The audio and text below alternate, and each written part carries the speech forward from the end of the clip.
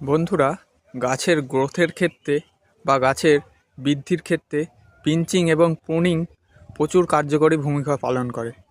আমার এটি purple star আইডির একটি গাছ। দেখুন, আমি গাছটিকে একবার প্রুনিং করেছিলাম।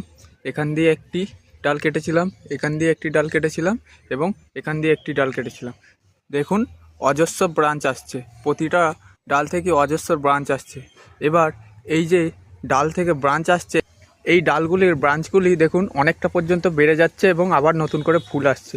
তাই এই সময় যদি আমরা পিঞ্চিং না করি তাহলে এই ফুলগুলো আবার হতে থাকবে এবং গাছটা খুব একটা আর ঘন হবে না। তাই এই জায়গা থেকে আবার যদি আমরা কেটে দিই তাহলে খুব সুন্দরভাবে আবার প্রচুর পরিমাণে আমরা ব্রাঞ্চ পাবো।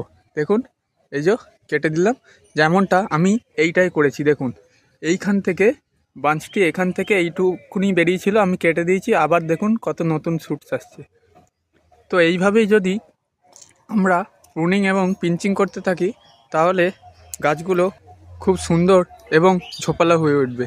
দেখুন, আমি এই ব্রাঞ্চটি এখান থেকে কাটলাম, এটি কাটলাম এখান থেকে এবং এটি এখান থেকে কেটে দিলাম।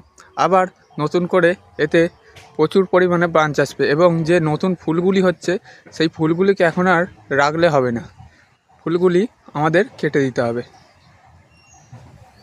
বন্ধুরা, আজ আসি, আবার আসবো নতুন একটি শর্টস নিয়ে।